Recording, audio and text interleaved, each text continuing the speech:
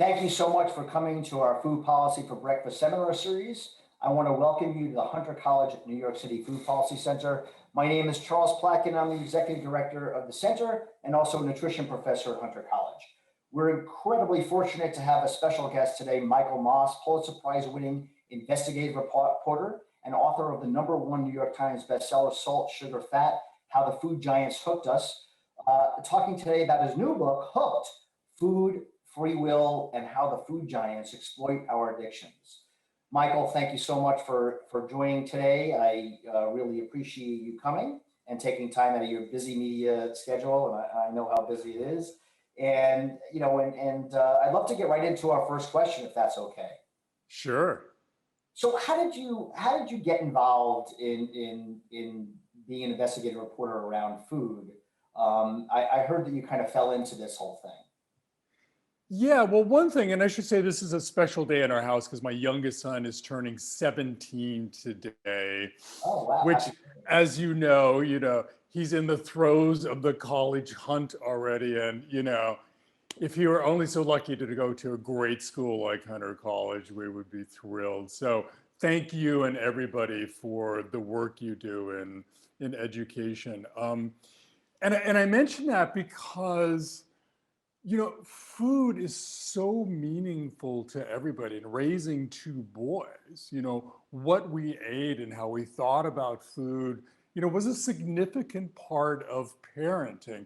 And I think that was maybe in the back of my mind when in 2008, I was writing about global terrorism in Northern Africa and Iraq. I'd been traveling to Iraq and tormenting the Pentagon for failing to equip American soldiers with body armor, and then looking at critically at the war on terrorism. And I got in some trouble and I had to come home. And one of my editors suggested to me that I look at this outbreak of salmonella in peanuts that were being manufactured in the Georgia-Alabama border. And I didn't quite get it at first, but she made me realize that these peanuts were being used by this trillion-dollar processed food industry that had kind of lost control of its food chain. And then I looked at E. coli in hamburger, and I was continuing to look at kind of accidental aspects of processed foods when one of my best sources, a scientist who tests meat for E. coli for the meat industry, said, Michael, you really should look at things my industry is intentionally adding to its products. And he was worried about all the salt in processed food, which got me looking at sugar and fat as this unholy trinity, if you will, on which the industry relies. And then the latest book, Hooked, came along, where I'm looking at things that aren't even on the label, but that have great influence in terms of our eating habits. And I think the move, and I mentioned the war thing too, because really I went from one war to another war. The numbers are just staggering. I mean, even that indicates sort of our trouble with big food. I mean, even before the pandemic, we had passed 42% obesity rate, with type 2 diabetes way up there, and even gout, and et cetera, et cetera. So for me, I like to say that what we eat has never mattered more. But food and what we eat is also, as a journalist, is just like the biggest thing I could put my arms around as a reporter. And then, in 2010, you won the Pulitzer Prize. I think that's around contaminated hamburger and other food safety issues. Which is incredible. Do you think that there's clearly a connection with the food industry and food safety, and then how they handle leading into your next topic, right, which is being hooked on food additives. How do you think the two of them connect, the food safety issues and how the food companies treat the foods that they're selling to consumers? Do you think there's a connection there, or lack? Well, I think it's a connection, but it's sort of opposite, and it's kind of what as the meat scientist pointed out to me. I mean, contamination is accidental, quote unquote. Although through my reporting, I was able to show that the meat industry especially was not taking some very clear, reasonable steps that could have reduced our exposure to pathogens. And so in that case, it was sort of a almost intentional acts on their part to shift responsibility to us, right, in terms of food safety. And you certainly see that in this kind of looking at food from a nutrition standpoint too, is that they're kind of intentional shifting to us decisions about what's good and what's not good in the grocery store. I guess that's maybe one parallel, but it's so much bigger than that. I mean, you know, having spent 10 years crawling through the underbelly of this industry and getting hold of the documents that I have that put me inside the biggest companies as they're formulating and marketing and strategizing, positioning their products, and then those documents allowing me to meet kind of key officials in the industry, many of whom, by the way, came to have severe misgivings about their life work. You know, you come away from that with this distinct feeling that, you know, this industry is all about getting us not just to like their products, but to want more and more of them. And one of the problems for the companies is that they're as hooked on using gobs of salt, sugar, fat, and cheapness and convenience and yumminess and calories, cheap calories, as we've become. So I think it was, for me, it was a convenient segue to go from accidental contamination to intentional fabrication of their products in a way that's made us overly dependent on them. But they are kind of two different things. Yeah. You mentioned about the having access to food industry executives and their you know, sort of, I don't know about remorse, but their misgivings about what they're doing and how they kind of have hooked Americans. And I noticed that in other interviews, and I noticed you discussing that, and it fascinated me because it's almost, and even the discussion that you had with the Philip Morris General Counsel, you know, and if you don't mind sharing that with the audience, but also Sure. then getting to the question, which is, it's almost like they're confessing. Say that last word again. Almost like they're confessing Oh, sure. their sins. Yeah. The food executives and the Philip Morris General Counsel that you've befriended, and Yeah. No, so one of the very surprising things to me, besides the fact that these companies themselves are hooked on these formulas, at a time when more and more people are wanting to change their eating habits, they're finding it really difficult to meet that consumer demand and regain the trust of consumers. I was incredibly struck by how many of these big players in the industry don't touch their own products. And, you know, and granted, many of them do that just for health reasons because they don't have to. You know, maybe their spouse doesn't have to work and they can spend time thinking about food and cooking home cooked meals. And so they're designing these products for people whose lives are incredibly stressful and whose budget for food is severely limited. But some of them don't touch their products for fear of losing control and for hooked. I was looking at Philip Morris from the standpoint of how do we define addiction? And is it really fair to call some of these products as addictive as cigarettes or alcohol or drugs? And I sat down with the former chief counsel, the top lawyer of Philip Morris, and we were chatting about his smoking habits. And he said to me, Steve Parrish is his name, and he said, you know, Michael, I was one of those people who could smoke one cigarette a day in a business meeting, put the pack away, and not have any sort of impulse to pull it out again until the next day. But I couldn't go near Oreo cookies for fear of opening the bag and losing control and eating half of the bag.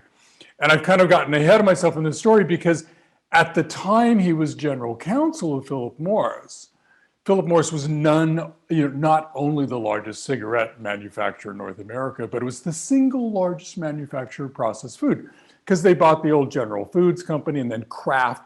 And then Nabisco, which made Oreo cookies. And so here's the chief lawyer basically saying, one of our biggest iconic brands is something that robs me of the willpower, of the free will to make decisions about what I'm doing beyond what, you know, even our tobacco products would do, which is the kind of, as a journalist, and especially an investigative journalist, you're looking for that insider knowledge because that tells you that they know. And then you can kind of, you know, the clock starts ticking. Well, if they know, what have they done about that? And so that was just a very rich moment for me as a journalist. You know, from my 10,000-foot view, it actually scares me because what it tells me is that they're so glib that they can actually admit liability and not have to worry that there's going to be any litigation. That's why it actually scares me when I hear that you know, he's so freely, because, you know, attorneys are, you know, part of the, you know, book we talk about the tobacco industry, and I know a little bit about what happened from a public health perspective, but how they denied, you know, culpability even though they knew, you know, publicly denied culpability for so long, even though they had internal memos which, you know, really, you know, proved, you know, so much liability and addictive substances that they were using. It also strikes me as interesting that, you know, that they, again, that they talk so freely about this and don't think that they're going to have any liability, and also that, you know, the way you describe addiction, in terms of this general counsel talking about how cigarettes he was able to control, but not the Oreos. And I think that fuzziness and the individuality of the addiction makes it so complex, right? You talk a lot about that, that Right. multiple individuals can have different reactions, and that's why it's Right. so hard to pin something on a company. Yeah, I mean, you know, if we had had this conversation 5 years ago and you had suggested to me that Twinkies or Hot Pockets could be as addictive as heroin, I would have thought, like, that's totally nutso. I mean, you know, if I were to shoot heroin today, you know, I would have a 99.9% chance of being a junkie lying in the gutter, you know, that, you know, later that year. And so that was my impression of drugs. But spending time with sort of scientists, who used to study drug addiction and now study food from an addiction standpoint, and again, also with scientists working for these food companies, I mean, I'm now convinced that in many ways these products are even more problematic than food.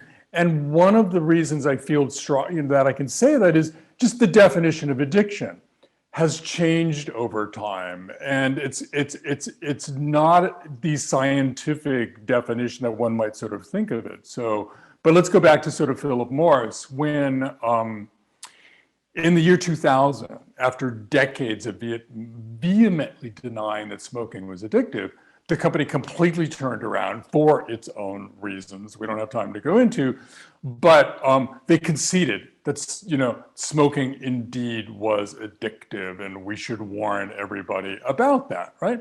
And that same year, the CEO of the company in some legal proceedings was asked, so what's your definition of addiction?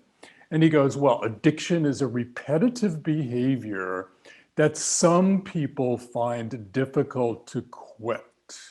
And that was a delicious moment for me because, again, he was talking about cigarettes, but at the time, Philip Morris had all of these huge icon processed foods. And it seemed to me that that definition fit many of those products for many of us just as well as sort of the tobacco.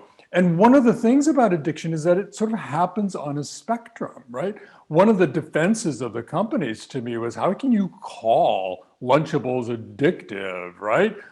If only some kids lose control over them, or Hot Pockets or Oreos or 90% of the groceries in the grocery store. Well, that's why, because even with smoking and alcohol and even heroin, and don't get me wrong, I'm not suggesting anybody try any of those products, but there are people that can use all of those things casually. And so addictive substances or substances with addictive properties can affect people differently. at different times of their life, at different times of the day. And so looking at it on a spectrum, now it sort of makes perfect sense that we can look at these products as being addictive for some of us, not all of us. Can you, you bring it up, and I don't know if you remember every detail of everything you've written, but I do because I read it the last 2 days.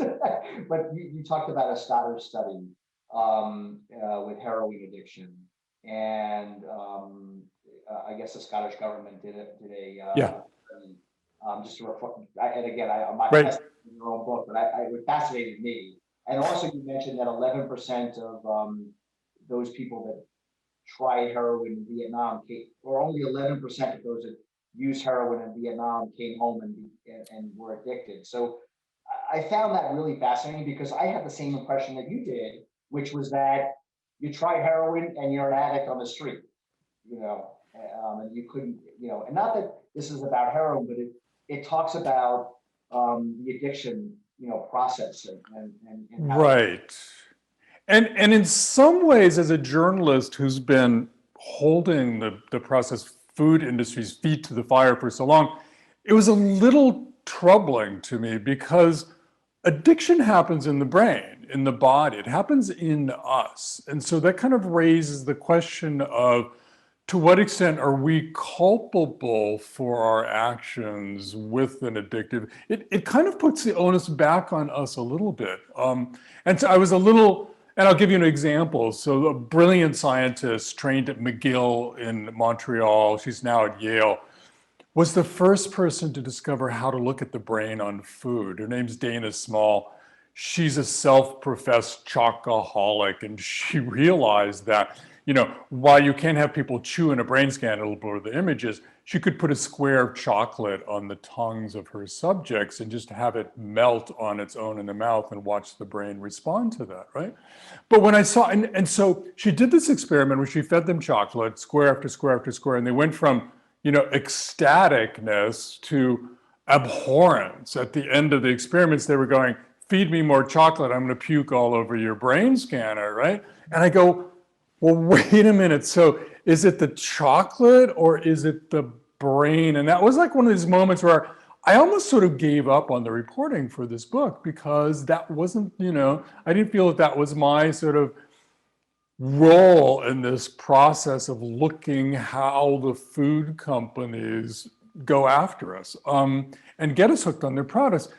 But then I sort of realized that what they're doing here is tapping into our basic biology.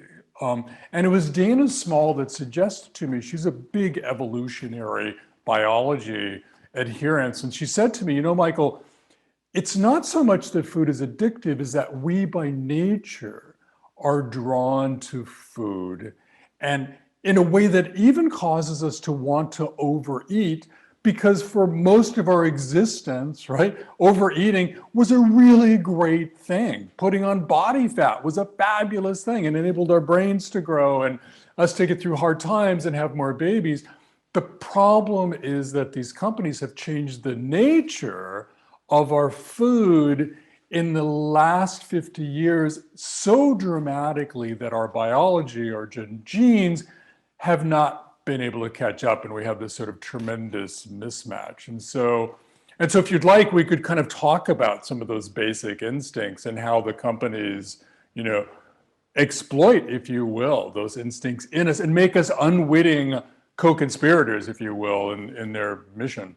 Yeah, and that's interesting because I'm a nutrition professor, and I opened my class with a 60 minutes clip about Jubidan, which is a food company, a food flavor, and I don't say hello to my students the first day of class.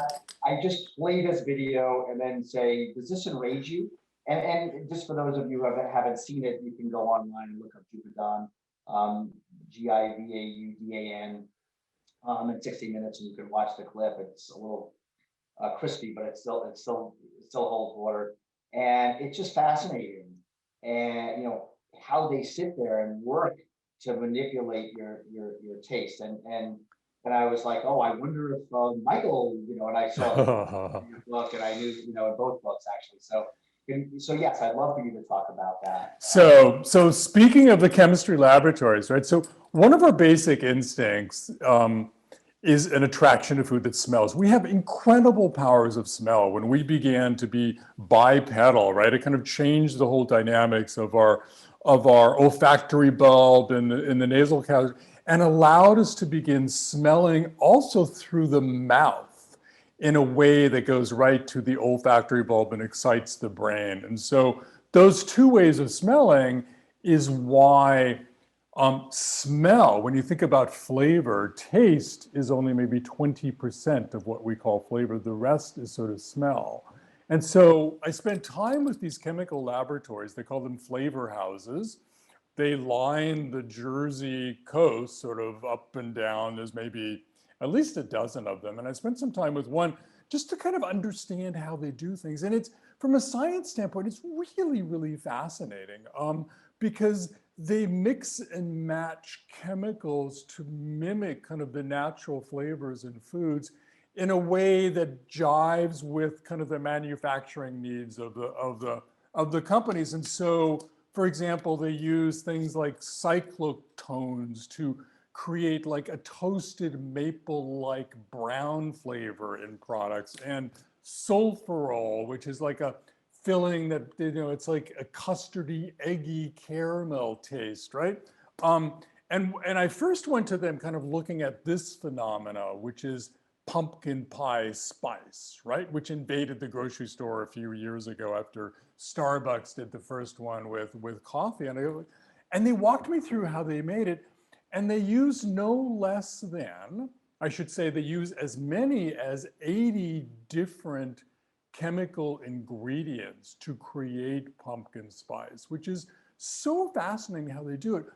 But one of the things, and an overarching thing that they're driving for and working for the food companies, is not just kind of, using this incredible glassware and microscopes and equipment to mimic taste.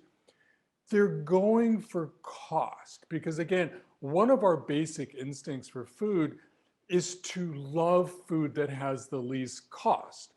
And in our history, cost meant energy expenditure. And so in hunter-gatherer societies, it made perfect sense that instead of running down an impala for dinner, we would just grab that aardvark that's sitting there, because energy expenditure was something you didn't want to do until you had to. And so the companies, one of the overarching goals of these companies is to mix and match the chemicals, the ingredients, in order to reduce the cost of products, knowing that the brain will get excited by a box of Pop-Tart pastry, toaster pastries, if it's 10 cents less than it was. It's just one of our basic instincts that they've learned how to go after in a very ingenious way, if you will. Yeah, I just want to jump in because I have a million questions around this, but one of them was around, you talk a lot about, price, like you're talking about now, about price sensitivity. And I guess I wondered, I sat there and I thought of, not questions for you, but thought questions to myself. Well, what if you made blueberries and broccoli and spinach 10 cents and, soda and cookies and all that stuff was $75 or $50? The addictive qualities within the food versus the price. And I guess I got the impression that price would win out, but I'm not sure. That's kind of what I'm asking. That's kind of my sense, is that when people are asked, right, they might say they shop for health, they shop for taste, but cost is usually kind of the number one thing. Now, does that mean, I mean, and I usually tell the blueberry story in the opposite way, which is, you walk in the grocery store now, especially off season, Yeah. and a pint of blueberries, fresh blueberries, is going to cost you as much as a 2-pound, 3-cheese, 4-meat frozen pizza that's going to feed the entire family. And so even if you're meaning well by your health and your family's wealth, what are you going to do with a limited budget? You're not going to buy those blueberries. The real challenge is, how do you get the price of the blueberries down? And I have no idea. I mean, that involves sort of food economics and cost, And certainly one would think that you would have to change our agriculture system where 90% of the acreage and energy and research and development is to going toward growing field corn and soybeans and doing so more and more cheaply for the processed food industry. I think that's your Whereas, next book, Michael. well, perhaps, I mean, other people have sort of looked at that. And again, the solutions on kind of pricing economics. And so somebody walking in the store, if those blueberries were 10 cents and that frozen pizza was $20 instead of $3.59, you know, how would that change their dynamic? And, you know, and I think it probably would have some effect. I mean, certainly in sort of nudging people. Yeah, because we're as hooked on, as I say, low cost as we are on some of these other things. Sorry, I didn't mean to interrupt you, so I wanted you to go Yeah, back. no, yeah, sure. So, I mean, one of the other, so besides cost, one of the things we love by nature is variety. Um, Evolutionary biologists explained to me it's why humans were able to spread around the globe and fall in love with food as diverse as whale blubber, right? If you're living in the Arctic. And so what do the food companies do? They walk you into the cereal aisle and present you with 200 versions of sugary starch, knowing that our brain will get excited by variety. You know, and they started making, I could have brought in 100 versions of cereal here, but this is kind of typical too, where they have these like snack packs, right, with several different varieties of them. And I remember, do you remember the 100-calorie craze that we had a while ago, that people thought, and the industry actually came up with this idea that, you know, if they could package their kind of junkiest snacks in little bags with only 100 calories, that would help us control our cravings for those products. Well, what some of them ended up doing was taking those little 100-calorie packs, putting them in a bigger box in lots of different varieties. And as one scientist explained to me, her son would go, okay, that one was good. Let me try this one, and let me try that. And you know, 500 calories later, they're like still excited about the variety. So the cost, the variety, and then calories, right? We've already kind of talked about this, but we by nature are drawn to foods that have calories, because that's fuel for our growing brains, for our bodies. And so we have sensors in the gut, possibly even the mouth, that tell us how many calories are coming into our body. And the brain gets excited by there being kind of more and more calories. I'm reaching, I think you probably know what I'm reaching for here, just to kind of illustrate what the companies now do with calories. So knowing how crazy we get for calories, by nature, the companies kind of created this snack food industry. And now, as you probably know, snacking is the fourth American meal, where we get something like 550 calories a day just from snackable foods. But this is also true of their mainline products too, is that they are loaded with calories.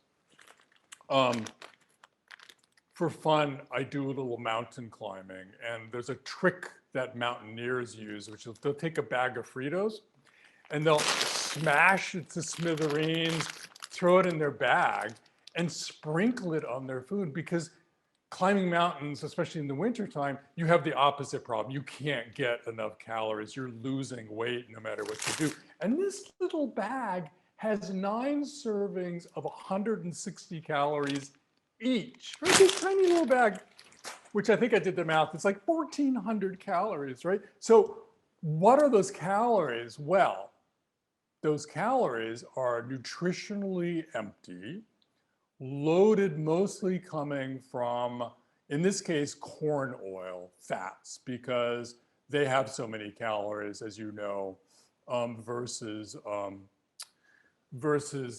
protein and carbohydrates. And so I've started doing this little demonstration. The other little trick people know in the world of camping is that if you don't have any kindling, you can take some of those Fritos or potato chips and stick it under your wet wood and light that as a campfire starter too. So the magic formula for the processed food industry in exploiting our love of calories is to create snacks where 50% of the calories are coming from fat. And so you can look on the labels of products, and that's kind of the goal that they're looking for. And as a result, you know, you get instant fuel like this. Which is incredible. Yeah, it's pretty fun. It's already starting to drip on my nice butcher block table here. We skipped something that I wanted to talk about in terms of addiction, about speed. Yeah, The speed is so important. How quickly something reaches the brain. right. Um, and I don't want you to burn up there. Well, all right. Well, I've got a couple more minutes here, but so yeah, so not only did I become convinced that many of these products can be as addictive as smoking and alcohol and even hard drugs like heroin. I mean, I think in many ways food products are more problematic. One of those reasons is the food environment, right? Food is cheap, it's legal, it's everywhere you look. If you have a problem, as the former general counsel Philip Morris did with Oreo cookies, right? You're like an alcoholic. When you go shopping, you're like an alcoholic who has to walk into a bar and like look for something else other than alcohol, right? You're that kind of vulnerable to that kind of food environment. Plus, we can't just stop eating. We can try to abstain on things like sugar if that's like a big trigger to your brain and sort of impulsive tendencies. But it's really hard to cut back on all sugar and things. Oh, I got to put a little. I did this the other day and I had a big flare up because you don't put water on oil, right? Everybody knows that, but I don't.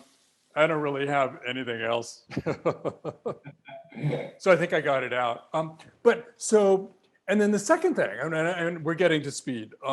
The second thing that I think makes food more problematic than some drugs is that memory, right? Food is all about memory, and we begin creating these memories for food at a really young age, possibly even when we're still in the womb.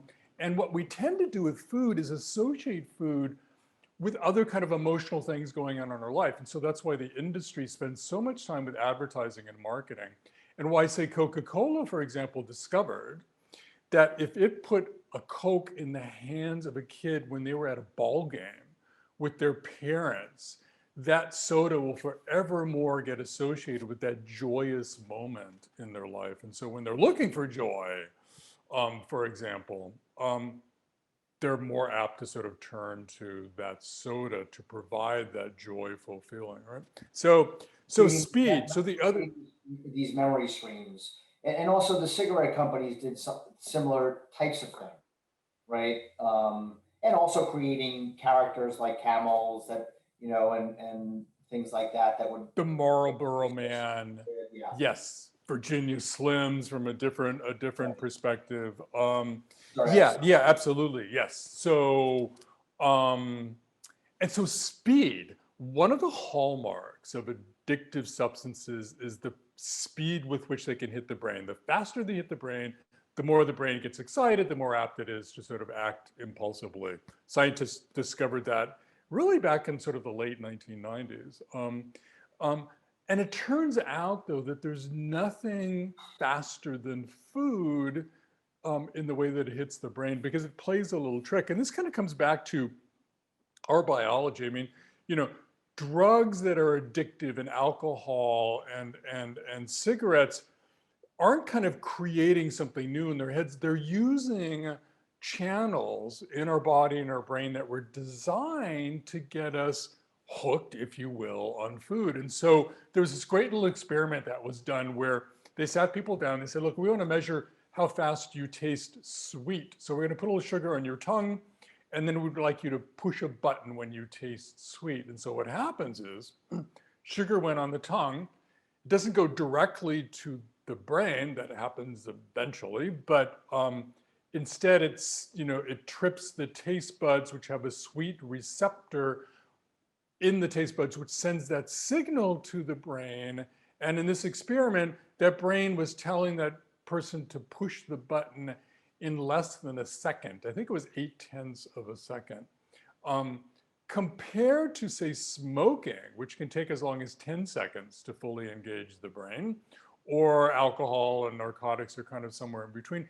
And that kind of really put the term fast food, or I like to call a lot of the stuff in the grocery store fast groceries, in kind of a brand new light, because they're all about speed. Everywhere from the manufacturing process to the ease of opening the packages. I mean, look at this package, which I write a little bit about in Hooked, because it has this thing called the Doi bag, which you put down. You can put down, it stands up, you don't have to pay attention to it, and you can be doing something else, watching TV or playing video games. And mind you, my hand is a little bit too big. You know who this was made for, like smaller hands than ours, right? Yeah. You reach in there and, and you're eating and you're not paying attention. That Sort of reminds me mindlessness. of the mice or rats in the maze that get, they get the cocaine at the experiments they would do to show what they would do being addicted and so forth. And I don't want to, there was a point that you made that I want to really drive home, that cigarettes that sugar hits the brain nearly 20 times faster. I think you mentioned this, so maybe I'm getting this wrong. Yeah, it's about that. Than cigarettes. 15, 20. Yeah, substantially faster. So 20 times faster than cigarettes, right? 0.8 of a second, 7/10 of a second. It's a little hard to measure down at those rates compared to, say, 10 seconds. Yeah, it's incredible. Yeah, and I don't want to lose that point because it's so critical. And one of the things that's really important for everybody to get is that from a brain chemistry point of view, when sugar is contained inside of something like that's grown naturally, although there aren't too many things grown naturally anymore, but let's say an apple or an orange, there's fiber, natural fiber that's actually in there that prevents the flow of the sugar to the brain so rapidly, right? And that's it's packaged properly, right? Yeah. There, it's incredible to me as a journalist and a non-scientist and a non-nutritionist how much science relative to what we're talking about is yet to be done. And it wasn't until 2019 that Kevin Hall at the NIH did the very first kind of gold standard trial looking at the question, does ultra processed food or fast groceries make you gain weight? And he did what I would have thought people would have done back in 1980 when the obesity rate began climbing. It took two groups of people, put them in the eating lab for a couple of weeks, gave them two very distinct diets, one of them being ultra processed foods. And of course, you know the answer, guess who began gaining weight? But what he hasn't answered yet, and may take some time, is what is it about what is it about them? Because in this case, it didn't seem to be just the salt, sugar, and fat, because he tried to equalize the diets in terms of those attractants in the food. Maybe it is fiber, maybe the level of protein.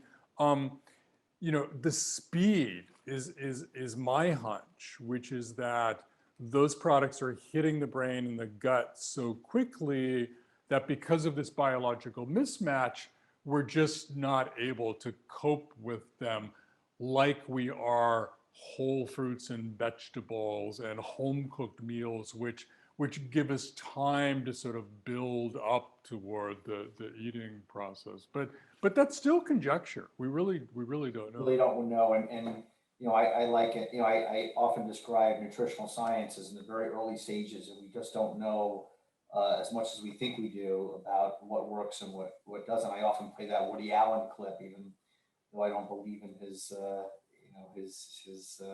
him. Well, well, that reminds me. I was a little worried about spending too much time with brain scientists and neuroscience because, as I think it's a scientist at Harvard who's been mapping the brain said to another journalist that if understanding how the brain works is a mile-long journey, we've come about 3 inches so far. So every time I see one of these brain scan studies, I go, okay, wait a minute. I mean, we don't even know if those clusters of neurons that have those fabulous names in our brain are really kind of the driving forces, or whether it's the million miles of fiber that's running through the brain, every millimeter of which may be capable of creating various emotions in us. So it's a great field to be in, but it's easy to kind of overstate what we know, which changes. So it's just talking about flavorings and natural and artificial flavorings. It struck me, this concept of kind of using that as a mask on a food label to be able to hide what's being put in. I think you used this example of maltodextrin as that food companies use this derivative. You told a fascinating story about the water. Yeah. So maltodextrin is this amazing kind of sugar that doesn't taste sweet for most people. And I was looking at it more from a standpoint of an experiment that showed how we're able to detect and love calories. And so the experiment went, there's a glass of plain water and a glass of water that had this powdery maltodextrin mixed into it. And most people can't tell the difference. It looks, feels, smells, tastes the same.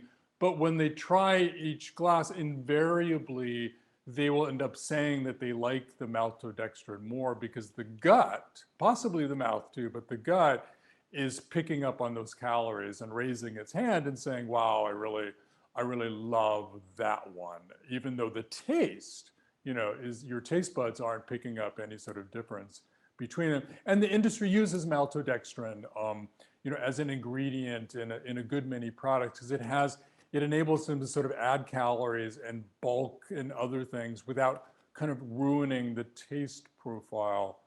Because even to them, they can add too much sugar. Not everything should be super sweet. They love to march around the store adding sugar to things that didn't used to be sweet before, but not too much. It's sort of a very sort of subtle thing going on there. For me, one of the most disturbing things about flavorings and additives is that the industry is in this new phase now. So, and a lot of big industries do this. I mean, first they deny, then they delay, as in government regulation, and then they kind of pretend to confess or capitulate, right? And the processed food industry is in this third phase now, where they recognize that many of us are caring about what we're putting in their bodies. We're trying to change our own eating habits. And so they are trying to reformulate in a way that will cause us to be less concerned about their products. And a lot of this is going directly kind of to the addiction thing. So what are they doing? They're doing things like adding protein, because there's some sense that in some diets, protein could be a satiating factor, make us feel fuller faster. They're adding protein to sugary cereal and splashing the word protein on the front of the package. They're adding fiber to many products. But this is fiber the FDA discovered not too long ago. Some of it's made in the laboratory. Most of it has failed to show any satiating qualities, certainly in the products that it's sort of being added to. And then maybe as an additive, I think one of the things that's really disturbing out there, given the lack of complete scientific awareness of what it's doing to us, is that in response to our concern about sugar, they're marching around the store replacing a certain amount of sugar in their products with no calorie sweeteners. In some cases, cocktails of these sweeteners, um, without truly knowing what that's doing to our eating habits and to our metabolism. And if you kind of think about it, you're tasting something sweet in your mouth, your brain gets excited and expecting sweet plus calories, likewise your gut, and then the calories don't come in. There was this fabulous experiment using fruit flies, which I didn't know, but they're one of our closest relatives in terms of eating habits. They love fermented foods and beer, right? So scientists experimented with fruit flies, and when they added some of these low calorie, no calorie sweeteners to the food of the fruit flies, they went like bonkers. It's like they were starving. They couldn't sleep. They couldn't rest. They like wanted more and more and more, which told these scientists, at least in this animal study, which may or may not relate to humans, that those low calorie sweeteners were kind of having what the effect that we might think they have, which is the brain's expecting calories, it's not getting it, so it goes into like starvation mode and basically says, eat more, eat more. Interesting. In fact, I labeled that the fentanyl of artificial sugars, because it's like you were saying that you just put a tiny bit in, and it's explosive in terms of it's like a full cup of sugar with a little tiny dose. Oh, right. There's another additive that they have that isn't even labeled. It falls under the category of artificial, but possibly even natural flavorings. The few molecules will accentuate the sweet taste. And so you can add less sugar. But again, the effects of that is like, wait a minute, the brain is saying, I'm tasting, I should be getting a cup of sugar in these Oreos and I'm only getting, half a cup. Like, how do I respond to that? So I just switching because I do want to. We have about 12 minutes left, and there are two things I want to cover, and I'll just briefly touch upon this, even though it was a part of the book um, about the diet industry. I labeled it dieting, weight control, diet companies in the diet industry, and you go into a nice history of dieting and weight loss and how that connects to being hooked, and how that fits into the equation. And I wonder if you could briefly talk about that, and then also briefly talk about about how your body is really hardwired not to diet, and we'll fight against it. Yeah, so back in the late 70s, I think it was Heinz, which is now Heinz Kraft, came across one of the most popular dieting methods out there, Weight Watchers, and realized that this was an area that it made sense for it to go into. And so it quietly bought Weight Watchers. And the rest of the industry, when they saw that, they began buying up other popular weight loss methods, Atkins, South Beach diets, Slim Fast, etc. But maybe even more problematic than that, the companies began making diet versions of their product and putting it right there on the shelf next to the regular version. And they call these things line extensions, because basically what it helps them do, if somebody's worried about the Hot Pocket, maybe won't buy that, 10% of those people will buy the Lean Pocket that's sitting next to it, thinking that's a safer version of the product for them, even though the nutritional profile, when I looked at many of these things, really wasn't all that different between the two. And so the irony of these companies sort of, getting us fat on the full version of their product and then selling us on the idea that if we just change a little aspect of our eating habits, like just buy this one product that may have slightly fewer calories, we can solve the problem of our overdependence on their food. And of course, it's so hard for people to lose weight once they gain it. It's incredibly hard for reasons I go into in Hooked. Even body fat, works against you once you have too much of it. That the best of these sort of dieting methods were helping people lose 5 or 6% of their body weight, but they would sort of cycle through They try it for a while and go back. And the industry ran with that. Yeah, and so I'm not only do I have my PhD in public health and so forth, I'm also a lawyer, right? So when I hear all of this, and I read the book and I listened to your interviews, I see culpability, I see liability. I see food companies in a very parallel line to tobacco. Um, and I know I think the preface of the book mentions the McDonald's case, but I want to read this to you, which is notes that I took. Are food companies responsible uh, for, as the New York Times writes, painstakingly engineered processed foods that hijack the reward circuitry? Thinking about the varieties that they create, thinking about the flavor engineers, the psychiatrists that they use to come up with and to review and look at brain scans and all the things that we don't even know that they're doing behind closed doors. And I know that there was that attempt, litigation, but the arguments were shut down by the court. Even it was a liberal judge, as you described, very articulately. I just believe that someday the right argument will be crafted.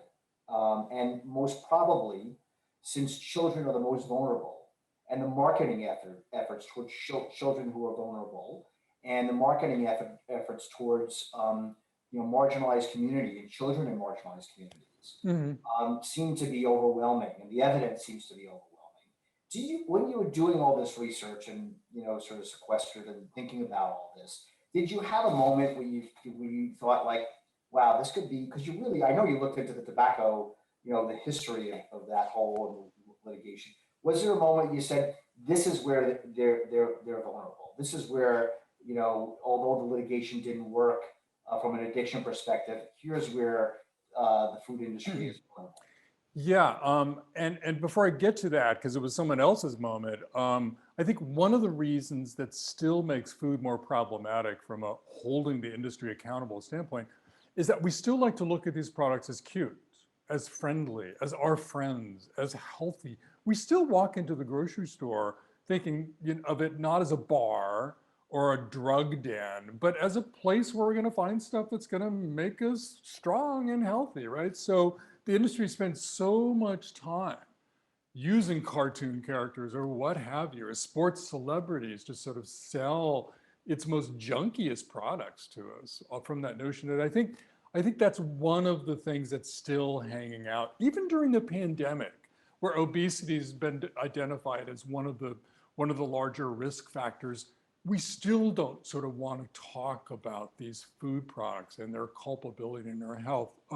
So one of the things that really struck me though was when a former attorney, corporate attorney for Kraft, came up with this idea of going after big food like the state attorneys general went after big tobacco. Because if you remember that big settlement, that big case that resulted in the settlement in the 90s was not attacking smoking because it was bad and harmful and addictive. It was attacking smoking to reclaim the health costs that the states were having to pay from people being sick. And so this attorney said, wait a minute, why don't we go after big food with the same thing? Let's identify those foods that are most problematic in terms of making people unhealthy, and sue the companies, with the goal of creating some reforms or warnings or public service announcement.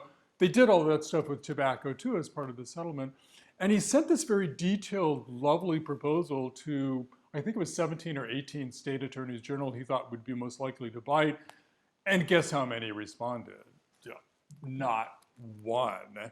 And his thought was, you know, the mood of these things go in cycles, right? And his thought was, we're just quite not in the mood right now to take on something like this. And maybe he's right. And maybe what we've learned with the pandemic will actually, set us back on an upward rising curve where we will be in that mood shortly. Right. Yeah, and I find that really interesting that it was and you had described that in the McDonald's lawsuit that the plaintiffs, that the judge was actually very liberal, or I don't know if you Yeah. described, I'm paraphrasing, and that there was that was the best shot. It was a very long decision, and he kind of even offered a view into what would be potentially litigatable. Um, Right. And he really keyed in on the addiction because the plaintiff with Jaslyn McDonald, the teenager who sued McDonald's for making her overweight. And I went and I sat down and spent some time with Jaslyn and told that whole story. And ultimately, she got creamed by the court case. But she set in motion this incredible thing, and the judge was really, her lawyer got help from a lawyer who helped defeat the tobacco industry and added the addiction charge to her case. And the judge was really intrigued by that because, if these foods are as addictive as I'm convinced they are, then that eliminates kind of the personal responsibility factor, the free will factor, the wait a minute, Jaslyn, you knew this stuff was bad. Why did you keep eating it? Well, by definition, if food is addictive, you're not recognizing that. Or the craving is hitting you so hard that the stop part of your brain where executive function lives, can't catch up with the go part of your brain. And so you're incapable of kind of dealing with that as a person. So, Yeah, and then just wrapping up because we only have a few minutes. I did want to talk, and we talked about this a little offline about this concept of personal responsibility, and I think from a public health perspective, because that's my background, and we talk a lot about that. The more responsibility, personal responsibility that's out there, the less culpability and liability the food companies have, and also from an intervention point of view, from legislation and from litigation, and from all those perspectives, it really hurts when we talk about how someone can lose weight or eat healthier or things like that. So yeah. I wanted to sort of put that out there in the Yeah, three yeah, minutes we have. I mean, yeah, the most and that important and that and that and that and that goes right back to your first question where we were talking about contamination in food and food safety, right? Where the industry's response was to shift the blame to us. Remember those frozen pot pies? I think they were banquets, but when the company discovered it couldn't find the potential pathogen that was causing some illness outbreaks and those things, their response was to take the entire backside of the package and give us instructions for what they call the kill step, right?